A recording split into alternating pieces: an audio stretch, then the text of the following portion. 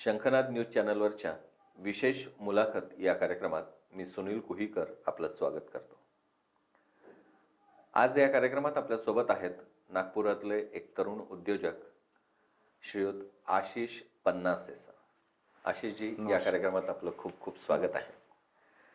आशिषजी मुळात एक इंजिनियर आहेत, पण नोकरीच्या मागे न लागता त्यांनी एक कमर्शियल पायलटचं प्रशिक्षण घेतलं. कमर्शियल पायलट म्हणून भारतात, दक्षिण आफ्रिकेत काम केलं.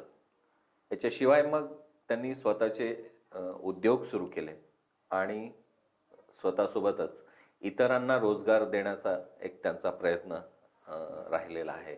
अशी जी आपण या मुलाखतीला गप्पांना सुरुवात करू. नक्कीच. तुम्ही इंजिनियर झाले मुळात, बरोबर. पण नोकरी नाही करावीशी वाटली? नाही, मुळात ॲक्च्युली मी नोकरीसाठी म्हणजे असं हे नव्हतोच. मुळात एव्हिएशन हा एक मेन मुद्दा होता. पण काही कारणास्तव मी तो सुरुवातीला नाही करू शकलो. तर आणि तुम्हाला माहिती आहे की आपल्या फॅमिलीजमध्ये कसं आहे, इंजिनियर होणं हा महत्त्वाचा मुद्दा असतो. तर त्यामुळे मी इंजिनिअरिंग कंप्लीट केलं. आणि मग त्यानंतर मी MS ला ऑस्ट्रेलियाला जाणार होतो फर्दर एज्युकेशनसाठी. पण मग तिथे न जाता मग मी माझं स्वप्न कंप्लीट केलं. तर त्या संदर्भात मग मी साऊथ आफ्रिकेला गेलो. मग तिथे मी माझं कमर्शियल पायलटचं पूर्ण ट्रेनिंग कंप्लीट केलं. आणि मग तिथेच मग मी जॉबला होतो. तिथनं मग थोडंसं मग मी बाकी VVIP मुवमेंट्सला होतो, चार्टर्सला. आणि मग तिथनं मग माझा लेग इंजुरी झाल्यामुळे मग मी मेडिकली ग्राउंडेड झालो. आणि मग मी इंडियात परत आलो. अच्छा. तर मग परत आल्यानंतर मग काय करायचं, तर मग ते परत तो विषय होता की 9 to 5 हा प्रकार करायचा नव्हताच. तर म्हणून मग त्यानंतर काय केलं की एखादा चॅलेंजिंग उद्योग हातात घ्यायचा असा एक विचार आम्ही हे केला. आणि मग त्यात असं ठरलं की सकाळची सुरुवात जी होते ती आपली दुधापासून होते किंवा एका चहापासून होते. आणि सध्या दूध हा इतका जास्ती क्रिटिकल विषय होता मार्केटचा की म्हणजे प्रत्येक गोष्टीमध्ये भेसळच होतं त्यामध्ये. म्हणजे प्युअर दूध हा मार्केटमध्ये प्रकार नव्हताच अवेलेबल. म्हटलं चला यालाच काहीतरी आपण याला सुधरवलं तर थोडं बरं राहील. म्हणून आम्ही दुधात हात घातला की चला ठीक आहे, दूध हा एक आपण मुद्दा घेऊन आपण याला एक बिझनेस म्हणून त्याला व्यवस्थित ऑर्गनाईज करता येईल. मग साधारण 6 महिने आम्ही त्याला स्टडी केला, पूर्ण रिसर्च केला, पूर्ण सगळीकडे फिरलो. आणि मग नंतर मग आम्ही त्या बिझनेसमध्ये एंटर झालो, मी आणि माझा लहान भाऊ दोघं मिळून. तुमच्या दुधाच्या व्यवसायाबाबत आपण अगदी डिटेलमध्ये जाणून घेऊ पुढे. अगदी. पण दक्षिण आफ्रिकेतला तुमचा जो अनुभव आहे, हां. खरं म्हणजे दक्षिण आफ्रिका म्हणजे भारतासाठी पण एक जवळचा देश. गांधीजींनी तिथे काम केलं. अगदी मान्य आहे. त्या अर्थाने दक्षिण आफ्रिकेतले जे 2 वर्षांचे अनुभव आहेत त्याच्याविषयी काही सांगा. ते अप्रतिम गेलेत ते 2 वर्ष, म्हणजे त्याच्यात काही वादच नाही. तर तिथे कसं होतं की डेफिनेटली तिथे क्राईम हा प्रकार थोडा जास्ती आहे. पण ॲज सच आम्हाला काही त्रास नाही केला. म्हणजे तिथे कॉपरेशन खूप जास्ती आहे आणि इंडियन्स प्रत्येक दुसरा-तिसरा व्यक्ती तुम्हाला इंडियन तिथे भेटतोच. त्यामुळे तो एक विषय नाही आहे. आणि फूडचाही असा ॲज सच काही प्रॉब्लेम नाही, कारण इंडियन्स बरेच असल्या कारणाने तिथे आपल्याला आपले सगळे प्रकार फूडचे खायला म्हणजे मिळतात. तर मसाले वगैरे सगळे आपले ऑलरेडी तिथे अवेलेबल आहेत. त्यामुळे असा फारसा काही त्रास गेला नाही. आणि अप्रतिम देश आहे. म्हणजे थोडंसं जर आपण क्राईमच्या याच्यामध्ये नाही शिरलो त्यांच्या, तर बाकी असंच तिथे काहीच प्रॉब्लेम नाही. म्हणजे आम्ही 2-3दा गन पॉईंटवर होतो, आम्हाला लुटण्यात आलं. म्हणजे आमचा लॅपटॉप आणि हे ते घेऊन जाण्यात आले. पण ठीक आहे, मग त्या व्यतिरिक्त असं ॲज सच काही प्रॉब्लेम झाला. अप्रतिम म्हणजे फिरण्यासारखं म्हणा, टुरिझमचं अल्टिमेट आहे तिथे. आणि वाईल्ड लाईफ तर तिथे बघायची गरजच नाही. तर एन्जॉय केलं आम्ही, लिटरली एन्जॉय. भारतात असल्यासारखंच वाटलं? मला काही असंच हे नाही जाणवलं, फरक नाही जाणवला. कारण आम्ही साधारण एक 10 मुलं सोबत होतो इंडियाचे. तर त्यामुळे आम्ही एकत्रच क्रू हाऊसमध्ये राहायचो आणि ॲज गुड ॲज इंडियन्सच होतो. तर त्यामुळे तो काही प्रॉब्लेम नव्हता तिथे. एक साधारणतः प्रत्येक व्यक्तीचं एक स्वप्न असते की निदान आपल्या देशात तरी आहे असं, अगदी बरोबर, की एकदा तरी आयुष्यात विदेशात जायचं. अगदी मान्य. तर त्या अर्थाने तुम्ही आयुष्याच्या अगदी सुरुवातीच्या काळात विदेशात पोहोचले. बरोबर. आणि मग वैयक्तिक कारणावरनं तुम्हाला परत यावं लागलं. राईट.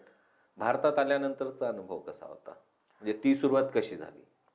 नाही, ॲक्च्युअली कसं झालं की माझा यायचा परत मूड नव्हता. म्हणजे त्या स्टेजला तरी माझा विचार होता की थोडं लाँग टर्म पूर्ण करिअर कंप्लीट करूनच याच्यात होतो मी. पण ॲक्सिडेंट झाला आणि जे माझ्या लेग इंजुरीज झाल्या, त्यामुळे मला जे परत यावं लागलं. तर त्यामुळे कसं झालं की ते मला करिअर आपलं अर्ध टाकून यावं लागलं. हं, हं. त्यामध्ये मी थोडासा कुठेतरी 1 वर्ष साधारण डिप्रेस होतो, की आणि मी पुढे प्लॅन्स काहीच नव्हते केले. कारण I was doing very well in my education. बरोबर. आणि मी ऑलरेडी तिथे सेट झालेलो होतो. तर मी इकडे येऊन काय करायचं हे काहीच प्लॅन केले नव्हते. हां. त्यामुळे मला वर्षभर काही समजलंच नाही की नेमकं काय करायचं. बरं, पण तुम्ही पुन्हा एका फ्लाइंग इन्स्टिट्यूशनमध्येच काम केलं. हां, मी इथे मग काय केलं, मी इथे इंडियाला आल्यानंतर मी ग्राउंड हँडलिंग केलं इथल्या एअरपोर्टला. बरं. आणि मला इथले ऑफिसेसचे ऑफर्स होते. म्हणजे एअरपोर्ट ऑपरेशन्स मॅनेजरचा वगैरे पोस्टची ऑफर होती. बरं. पण मी ती नकारली, कारण ते परत 9 to 5 वाले जे कामं होते ते करायचेच नव्हते. कारण कॉकपिटमधनं तुम्ही एकदम ऑफिसमध्ये वह्या रखडणं ते बाबूगिरी. ते जमलंच नाही कधी. तर त्यामुळे मग तो पार्ट नाही केला. आणि मग मी कसं आहे की डेअरी आणि मग रिसर्च अशा 2 पार्टमध्ये मग मी एंटर झालो. अच्छा. असं आहे. तिथनं एक पायलट म्हणजे इंजिनियर, मग पायलट Right. आणि सरळ स्वतःचा दुधाचा व्यवसाय. राईट. ही कल्पना कशी आली मनात? तेच जसं मी तुम्हाला आधी सांगितलं की मी आल्यानंतर मी साधारण 1 वर्ष मी घरी होतो. बरं. आणि मग काय करायचं ह्याच्यावर सगळी ती प्रक्रिया चालू होती की नेमकं कुठला बिझनेस करायचा किंवा काय करायचं किंवा जॉब करायचा. तर ती काहीच तयारी नव्हती बेसिकली. आणि मग तो कसं झालं की मग आई, मी आणि भाऊ जेव्हा आम्ही बसलो होतो, आम्ही विचार करत होतो की कसं काय करायचं. तर मग ही दुधाचं बोलता बोलता एक हे कल्पना आली की दूध हा प्रकार चांगला मिळत नाहीये. प्रत्येक ठिकाणी भेसळ, प्रत्येक ठिकाणी पावडर. म्हणजे आता तुम्ही मार्केटमध्ये कुठलंही दूध उचललं हां. तरी काही प्रमाणात त्याच्यात पावडर आहे, काही प्रमाणात भेसळ आहेच आहे. बरं. तुम्ही म्हणूच शकत नाही की 100% प्युअर आहे. केमिकल्स पण आहेत. आहे, आहे. 100% आहे. तुम्ही कुठलेही दुधाचे ब्रँड्स उचला आणि त्याचं केमिकल कंपोझिशन टेस्ट करून बघा. प्रत्येक दुधाचं तुम्हाला केमिकल कंपोझिशन वेगळं मिळणार. बरं. जेव्हा की हे असं शक्य नाही. गाईचं किंवा म्हशीचं हे 2 वेगळे दूध आहेत. हो. बरोबर. तर तुम्हाला त्याचे जे केमिकल कंपोझिशन्स आहेत तसेच मिळायला हवेत ना. बरं. तर मग चाहे तुम्ही एखाद्या या ब्रँडचं पकडा किंवा त्या ब्रँडचं पकडा. बरोबर. ॲटलीस्ट केमिकल कंपोझिशन तर सारखं असायला पाहिजे. बरोबर. पण जर तुम्ही लॅब टेस्टिंग करवल्यात तर तुम्हाला प्रत्येकाचं वेगळे कंपोझिशन मिळणार. That's for sure. कुठला घातक पदार्थ त्याच्यात असतो सर साधारणतः? त्याच्यात आता कसं आहे की मी नाही बोललेलोच बरं. कारण त्यामध्ये युरिया आहे, पेंट आहे, त्याच्यामध्ये सोडा असतो. त्यामध्ये अनेक आता अजून एक घातक कंपाऊंड आलेले आहेत जे आता मी इच्छुक नाही आहे बोलण्यात. म्हणजे ते मी नाही बोललेलंच बरं राहील. कारण म्हणजे दूध जो अदरवाईज आपण एक हेल्दी प्रॉडक्ट असं म्हणून त्याच्याकडे बघतो, बरोबर. तो तो तसा नाहीये. नाही, तसा अजिबात नाहीये. म्हणजे कसं आहे की अननेसली म्हणजे दूध घेऊन स्वतःचा जीव धोक्यात टाकणं अशी गंमत आहे. म्हणजे आज आपण दिवाळीला मिठाया जे खातो हं. त्यासुद्धा म्हणजे तुमच्या शरीराला हानिकारकच आहे. बरं. अशी स्थिती झालेली आहे मार्केटची. कारण साधा जो मावा मिळतो मार्केटला हं. तो सुद्धा फक्त पावडर आणि पाम ऑइल आणि काही कंपोजिशन असं मिक्स करून तो मिळतो. जेव्हा की तो प्युअर दुधाचा नसतो. आणि मग तो घातक आहे शेवटी शरीराला. ग्राहकांच्या जीवाशी चाललेला हा खेळ, अगदी. याच्या उलट तुम्ही ठरवलं की असं न करता ग्राहकांना हेल्दी अगदी बरोबर. उत्पन्न मिळालं पाहिजे. हं, हं. तर तो प्रवास कसा राहिला? तो प्रवास ॲक्च्युली म्हणायचा ना तो थोडासा डिफिकल्ट होता डेफिनेटली. कारण कसं झालं की मी आणि माझ्या म्हणजे लहान भावाने आम्ही जेव्हा हे सुरू केलं डेअरीचा प्रकार, तर काय केलं की लोकांना कन्व्हिन्स करायचं कसं हा आमचा खूप एक मोठा विचार होता. तर मग मी आणि त्यांनी काय केलं की आम्ही पार्क जो फक्त 5 लिटर दूध घेऊन उभं राहिलो. धंतोली गार्डन आहे त्याच्या दाराशी आम्ही दोघं जण उभं राहिलो की हे अच्छा. प्युअर दूध आहे. आणि आम्ही हे नाही म्हटलं की तुम्ही आमच्याकडनं घ्या. बरं. आम्ही एक तिथे स्टँडी लावली आणि त्यामध्ये दुधाचे फायदे काय काय ते लिहिले. बरं. आणि तेवढं घेऊन आम्ही शांतपणे उभं राहिलो. आणि आम्ही फक्त जो येणारा व्यक्ती होता आम्हाला भेटणारा हां. त्याला आम्ही एकच सांगायचं की तुम्ही दूध घ्या कुठूनही घ्या, बरं. पण आस्क फॉर प्युरिटी. बरं. कमीत कमी तेवढं करा. म्हणजे ॲटलिस्ट तुमच्या जे घरात जी हे होते आहे म्हणजे जो कॅन्सर किंवा जे काही आजार आहे, लहान मुलं आहेत किंवा प्रेग्नंट लेडीज आहेत किंवा एजेड आहेत, तर त्यांना जे दूध तुम्ही देता आहे तो बेसिकली त्यांची तब्येत तुम्ही खराब करताय, इम्प्रूव्ह नाही करत आहे. तर सुरुवातीला पहिले 5-6 दिवस कोणीच कन्व्हिन्स झालं नाही. 1ही लिटर दूध विकलं गेलं नाही. आणि वी वर वरीड की नेमकं काय होणार, करायचं की नाही करायचं. मग काय झालं की हळूहळू लोकांना कळायला लागलं की नाही काहीतरी हे लोक सांगतात आहे तर थोडंसं कुठेतरी विचार करायला हवा. मग लोकांनी 1-1, 2-2 लिटर दूध न्यायला सुरुवात केली. आणि मग आम्ही 5 लिटरपासून 10 लिटरवर पोचलो दुसऱ्या-तिसऱ्या दिवशीपासून मग नंतर. आणि मग लोकांची वेटिंग, मग आम्ही चार्ट मेंटेन करणं चालू केलं की लोक यायचे वॉकला जायचं तर पहिले नोट डाऊन करून घ्यायचे, बुक करून घ्यायचे दूध. आणि मग कारण ते येईपर्यंत संपून जायचं ना दरवेळेस. मग असा करता करता तो प्रवास सुरू झाला. तर त्या एका मित्राच्या डेअरीपासून आम्ही ते सुरू केलं होतं. नंतर मग आम्हाला एक गृहस्थ मिळाले मिस्टर सायगावकर म्हणून. त्यांची आम्हाला फार मदत झाली. त्यांनी आम्हाला बँकेचं लोनचं अरेंजमेंट्सचं हे सांगितलं की अशा अशा पद्धतीने तुम्ही जा. त्यांनी ते अरेंजमेंट्स करून दिले. मग आम्ही स्वतःच्या कॅटल्स घेतल्या आणि मग त्या 3 कॅटल्सपासून मग माझ्याकडे जसं जसं वेटिंग लिस्ट चालू झाली तर साधारण शेवटी कोरोनाच्या आधीपर्यंत माझ्याकडे 350 लोकांची वेटिंग लिस्ट चालू होती. एवढं ऑलरेडी बुक झालेलं होतं माझं दूध आणि तेवढं दूध माझ्याकडे अवेलेबल नव्हतं. आणि साधारण मी 5 लिटर्सपासून सुरू केलेला प्रवास तो कोरोनाच्या लॉकडाऊनच्या सुरुवातीला 2000 लिटर आम्ही पर डे प्रोसेस करायचो.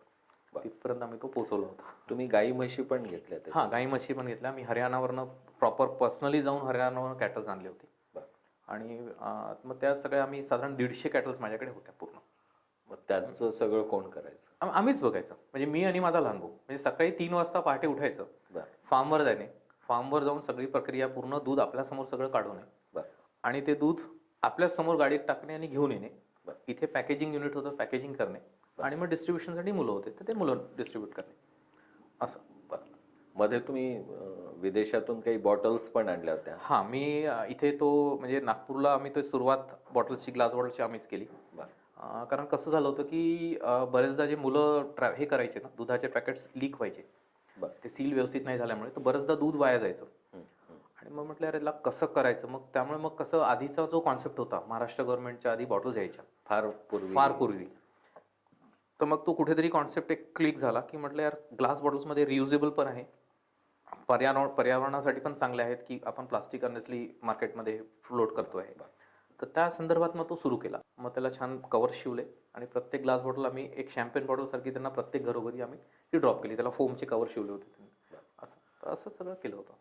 तुमच्या या व्यवसायाला स्टार्टअप म्हणू आपण त्याला, लॉकडाऊनचा फटका बसला? हो, डेफिनेटली बसला. कसा बसला आहे कारण कसं झालं की माझ्याकडे पूर्ण MP चा स्टाफ होता. साधारण 20 ते 22 मुलं होते माझ्याकडे काम करणारे. आणि लॉकडाऊनच्या सुरुवातीला ते ठीक आहे थांबले थोडे दिवस, साधारण 15 दिवस 1 महिना त्यांनी तग धरला की ठीक आहे आपण देख लेंगे.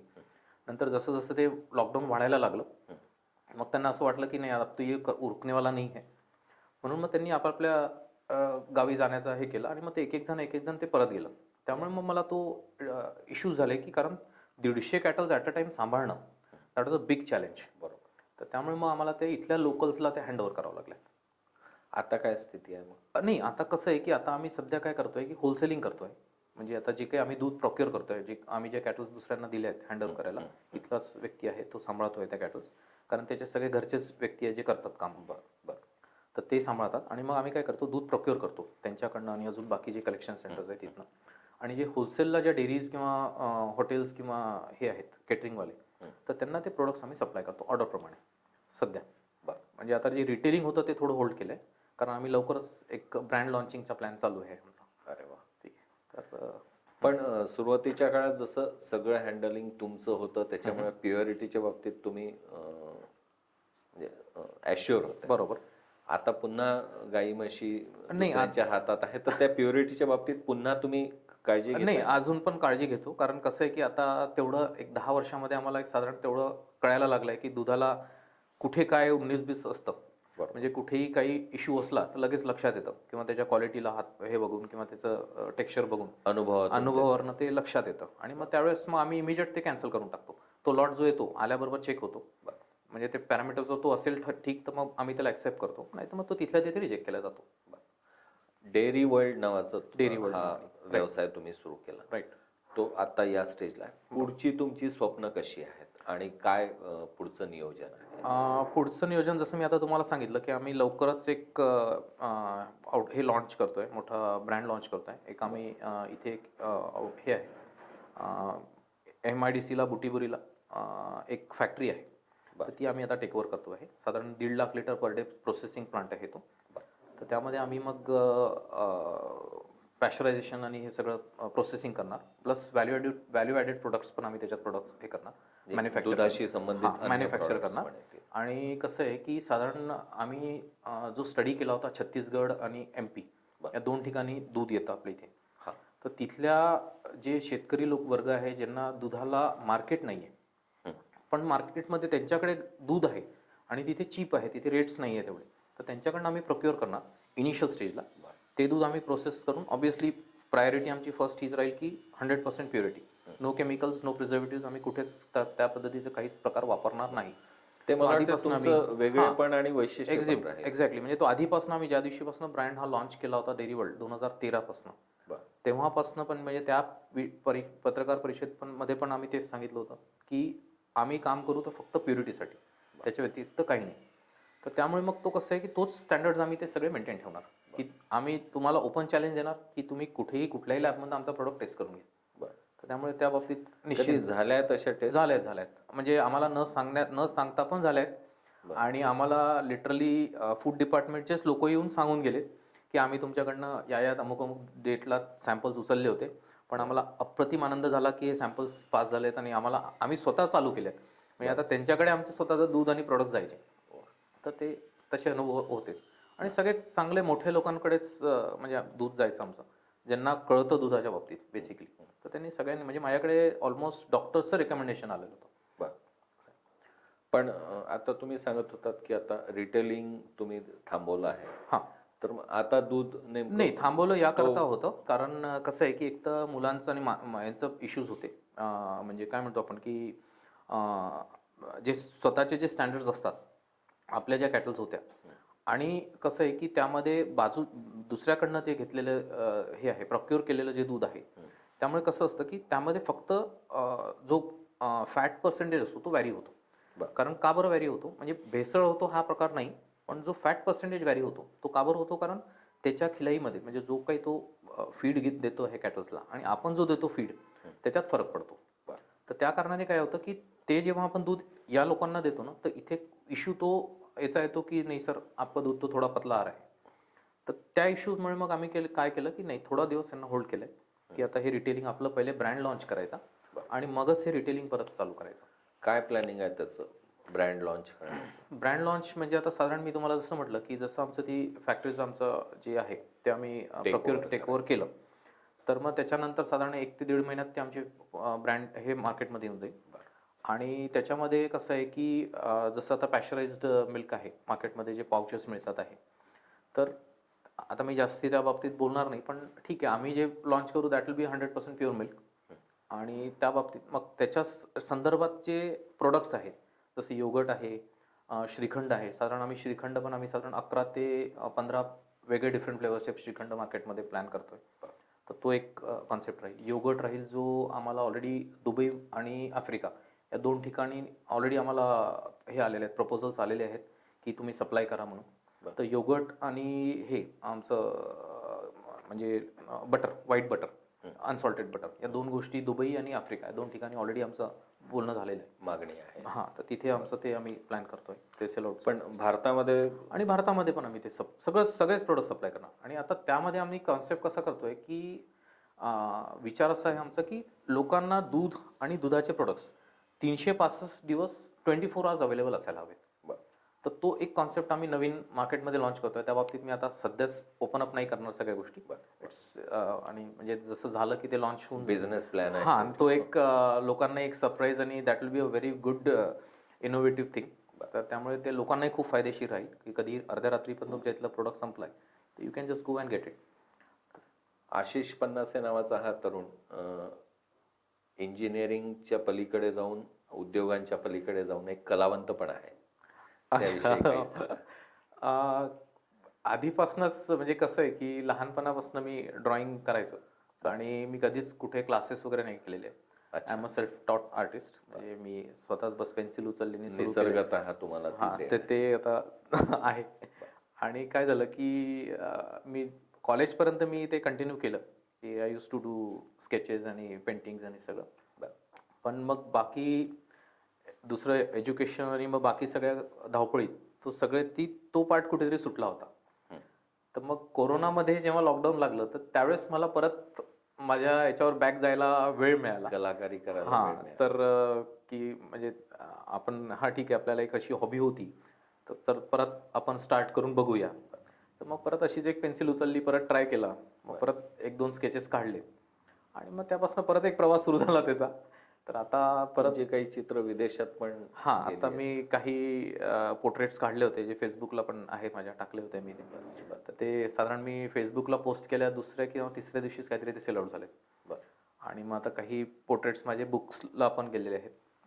जे सेलिब्रिटीजचे काही बुक्स लिहिल्या जातात आहे, तर त्याच्यासाठी एक आर्टवर्क जात आहे. नितीश भारद्वाजांसाठी काही करताय तुम्ही? हां, नितेश भारद्वाजांचं एक बुक लिहिलं जात आहे, बायोग्राफी म्हणून त्यांच्या जीवनावर आधारित. तर त्यावर त्याच्यातले जे काही आर्टवर्क आहे पूर्ण त्या पुस्तकातला, ते सगळं पूर्ण माझ्या हातचं आहे. बरं. मग त्यामध्ये हे जे आहेत आपले B.R. चोपडा आहेत, रवी चोपडा आहेत, त्यांचे पोर्ट्रेट्स आहेत. अच्छा. मग राही मासूम रजाक ज्यांनी ते महाभारतचे डायलॉग्स लिहिले होते, त्यांचे पोर्ट्रेट्स आहेत. हे सगळे पोर्ट्रेट्स जे काय आहेत पूर्ण ते माझ्या हातचे आहेत. मग त्यामध्ये याच्या व्यतिरिक्त काही तुमच्या आवडीनिवडी आहेत? त्याच्या व्यतिरिक्त मी एक्शेल कार्विंग पण करतो, म्हणजे जे अंडे असतात. हो. तर त्यावर पण कार्विंग केली जाते. ते फार कमी लोक आहेत जगात करणारे, तर ते पण एक प्रकार करतो. आणि मला बेसिकली रिसर्च अँड डेव्हलपमेंटमध्ये फार इंटरेस्ट आहे. आणि मग आता मी त्यावर वर्क पण करतोय. त्याचं साधारण आम्ही एक संत्रापासून वाईन लॉन्च करतोय. म्हणजे ती वाईन म्हणजे आतापर्यंत सध्या तो उपक्रम बऱ्याच लोकांनी ट्राय केला, पण त्यामध्ये सक्सेस हा नाही मिळाला होता. कारण संत्र्याला एक बिटरनेस असतो. त्याला थोडा जास्ती संत्र्याचा ज्यूस जर तुम्ही जास्ती वेळ ऑक्सिजन जर याच्यात आला कॉन्टॅक्टमध्ये, तर त्याला बिटरनेस येऊन जातं, थोडा कडवं होऊन जातो. आणि त्यामुळे ती वाईन बनवणं it was a bit challenging thing. तर मग तर त्यामुळे मग कसं झालं की CFTR इथले मैसूरचं जे रिसर्च सेंटर आहे फूड अँड ड्रग्सचं, तर तिथल्या रिसर्च सेंटरला एक सायंटिस्ट आहे, त्यांच्यासोबत मिळून आम्ही वर्षभर तो पूर्ण एक्सपेरिमेंट्स केले. आणि now we have got a success. तर 100% संत्र्याच्या ज्यूसपासनं प्युअर वाईन, म्हणजे नो ॲडिटिव्स, नो नथिंग. म्हणजे फोर्टिफाईड वाईन नाही आहे, ग्रेपला त्याला बेस नाही दिलेला आहे, प्युअर फक्त संत्र्याच्या ज्यूसपासनं वाईन. तर तयार झाला? तयार झालेला आहे. Product is in the pipeline. म्हणजे फक्त आम्ही त्याला आता कोणासोबत कॉन्टॅक्ट करून त्याला ब्रँड लॉन्च करायच्या प्लॅनमध्ये आहे. बरं. तर तो एक उपक्रम आम्ही केलेला आहे. दुधाच्या म्हणजे दुसरे टोक. राईट. तर मी कंटिन्युअसली काही ना काही नवीन इनोव्हेटिव्ह प्रोडक्ट्सवर रिसर्च चालूच असतात माझे. तर त्याच्यावर ते सगळ्या गोष्टी करत असतो. वैयक्तिक आयुष्यातला प्रवास, त्याच्याविषयी काही सांगा. वैयक्तिक आयुष्याचा प्रवास म्हणजे कसं आहे की म्हणजे असं फारसं काही सांगण्यासारखं नाही आहे. मी आता म्हणजे फक्त बस एवढंच सांगू शकतो की जे काही म्हणजे माझं एव्हिएशनचं जे करिअर होतं, तर माझी त्याच्यातनं परत यायची इच्छा नव्हती. कारण ते माझं स्वप्न होतं. आणि मग ठीक आहे, पण मग आलो तर त्यातनं जेव्हा परत आलो, तर त्यातनं बरेचसे काही चांगले लोक भेट झाली. जेव्हा मी याच्यामध्ये आलो, बिझनेसमध्ये एंटर झालो, तर आता ऑलमोस्ट असं झालेलं आहे की पूर्ण ओव्हरऑल मिनिस्ट्रीमध्ये बऱ्यापैकी ओळख आहे. पूर्ण ऑल ओव्हर इंडियामध्ये सेंट्रल मिनिस्ट्रीपासनं, स्टेट मिनिस्ट्रीपासनं सगळीकडे कुठल्याही मिनिस्टरकडनं म्हणजे बऱ्यापैकी ओळख झालेली आहे. चार्टर्सला असल्या कारणाने त्याही ओळखी होत्याच. सगळ्यांसोबत ट्राय केलेलं होतं. तर त्यामुळे ते नवीन पिढी साधारणतः आपल्याकडे जी समाज रचना आहे त्याच्यामध्ये शिक्षण झालं की नोकरीच्या मागे सगळे लागतात. बरोबर. फार थोडे लोक आहेत जे तसं न करता काहीतरी वेगळं काहीतरी करायचा प्रयत्न करतात. तुम्ही त्याच्यापैकी एक आहात. राईट. तर नवीन जनरेशनला तुम्ही काय सांगू इच्छा? नाही, मी तर त्यांना फक्त एकच सांगेल ना की कुठलीच गोष्ट शिकली जात नाही, ती तुम्हाला उपजत असते. ते देव देऊनच पाठवतो तुम्हाला. कारण कसं आहे की तुम्ही कला म्हटलं तर तुम्ही कला ही कुठे जाऊन शिकू नाही शकत. ती तुम्हाला ऑलरेडी असते अवगत, फक्त तुम्हाला you need to brush it up. तर तसंच कसं आहे की फक्त तुम्ही हा विचार करा की तुम्ही कशासाठी बनले आहात. तुम्ही जॉबसाठी बनले आहात की बिझनेससाठी बनले आहात, हा स्वतःलाच प्रश्न विचारा. जर तुम्ही दुसऱ्यांच्या हाताखाली काम करू शकत असाल, तुम्ही दुसऱ्यांचं ऐकू शकत असाल, यू गो फॉर जॉब.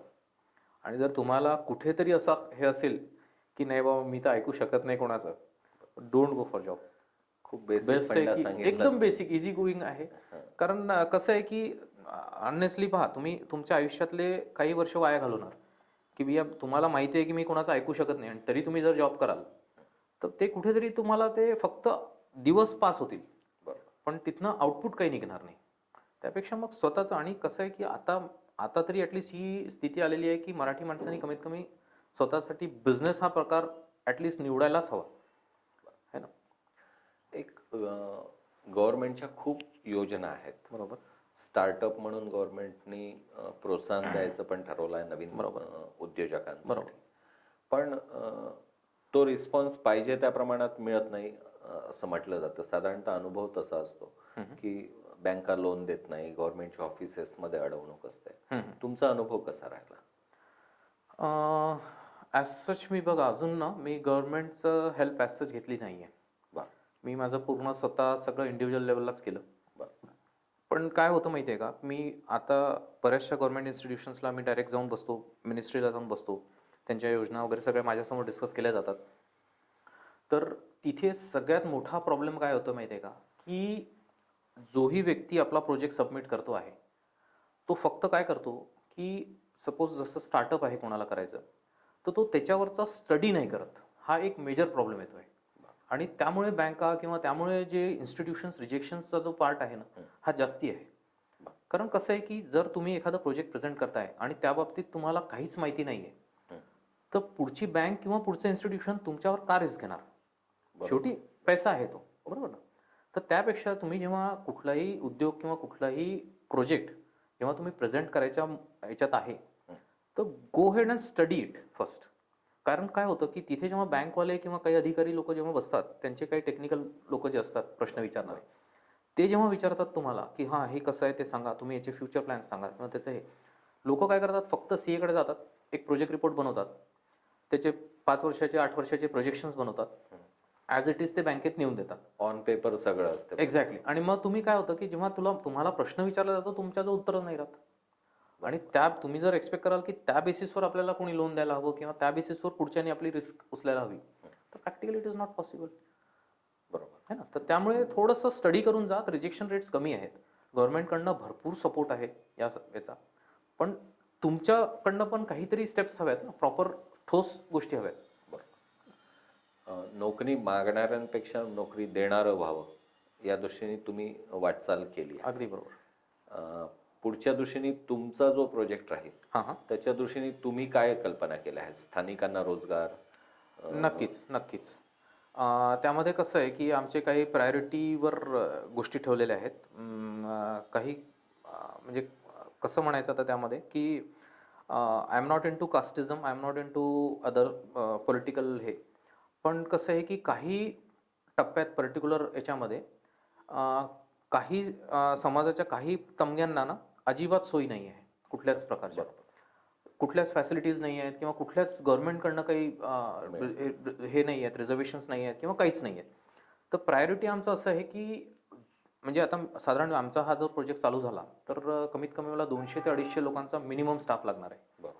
ठीक आहे. तर त्या 200-250 लोकांमध्ये ना माझा असा प्लॅन आहे, की कमीत कमी more than 50% should be economically backward people. म्हणजे ते कुठल्याही याचे असले तरी चालतील, but he should have the real need of that money. तर त्यांना काही अर्थ आहे, त्याला महत्व पण कळेल. एक्झॅक्टली. म्हणजे तेव्हा त्याला महत्वही कळेल ना. बरोबर. असं या दृष्टीने तुमचं नियोजन आहे. सामाजिक दृष्टीने आपल्या प्रकल्पांची आपली वैयक्तिक समाजाला पण त्याची मदत व्हावी, त्यांना आपला उपयोग व्हावा, या दृष्टीने काही कल्पना आहे पुढच्या काळातल्या? समाजाला तर सर आम्ही कसं आहे, की आता प्रोडक्टच आम्ही असं निवडलंय, की त्यांनी 100% समाजाला, कारण हा सेक्टर असा होता, की अजिबात ऑर्गनाइज सेक्टर नाहीये. याच्यामध्ये सगळे एकतर अशिक्षित लोक आहे. कारण साधी गोष्ट आहे, की शिकलेला व्यक्ती शेण का ओढणार, हा एक मेन कॉन्सेप्ट आहे आपल्या इंडियामधला. कारण शिकला की एक तर जॉब AC कॅबिनमध्ये हवं असतं त्याला, आणि नाही तर सरळ तो विदेशात निघून जातो. हा एक मेन कॉन्सेप्ट आहे आपल्या इंडियाचा. तर त्यामुळे काय होतं, की आम्ही हा जो एक दुर्लक्ष केलेला हा जो व्यवसाय, म्हणजे हा जो हे होता, डेअरी इंडस्ट्री जी होती, तर त्याला आम्ही ऑर्गनाईज करायचा प्लॅन केला आहे समाजाच्या हिशोबाने. आणि त्यामध्ये कसं आहे, की आम्ही आता जर आमचा सपोज जो आम्ही आता प्लॅन करतोय तो प्रोजेक्ट चालू जर झाला, तर त्यामध्ये साधारण आम्ही 4,500 शेतकऱ्यांना त्यामध्ये आम्ही इन्व्हॉल्व करणार आहे आणि बेनिफिशरीज बनवणार आहे. म्हणजे प्रत्येक शेतकऱ्याच्या 2 गायी, असा एक तो कॉन्सेप्ट आम्ही राबवणार आहे. आणि त्यामुळे कसं आहे, की त्यामुळे बऱ्याचशा शेतकऱ्यांना एक ॲडिशनल इन्कम हा प्रकार सुरू होईल. म्हणजे त्यांच्या शेतीत त्यांना काही उगो किंवा नाही उगो, त्यांच्या नावाने जर या 2 कॅटल्स आहेत, तर त्याच्यातनं त्या ज्या दूध देतील त्याच्यातनं काही ना काही पर्टिक्युलर, एक्झॅक्टली. तर त्या हिशोबाने त्यांचं एक डेव्हलपमेंट होईल. आणि मग परत तो एक कॉन्सेप्ट आम्ही त्याची चेन राबवणार आहे. तर त्यामुळे कसं आहे, की आम्ही एक MP गव्हर्नमेंट सोबत पण आमचं बोलणं चालू आहे. तर तिथे आम्ही साधारण 1,000-1,500 एकरचा लँडचं आमचं ऑलरेडी बोलणं चालू आहे. तर तिथे काही कॅटल्स प्लॅन करतोय आणि इथे महाराष्ट्रामध्ये काही प्लॅन करतोय. आशिषजी, तुम्ही एक अतिशय वेगळ्या वळणावरचा प्रवास निवडलेला आहे. तुम्हाला खूप खूप शुभेच्छा. भविष्यात तुमची पुस्तकं यावी, तुमची बायोग्राफी यावी आणि तुम्ही तसंही रोजगार लोकांना देणार आहात. ती एक मोठी समाजसेवा असणार आहे. तर तुमच्या प्रकल्पासाठी खूप खूप शुभेच्छा. आपण ही चर्चा इथेच थांबवू. आपण शंखनाच्या निमंत्रणावरून इथे आलात, आपले खूप खूप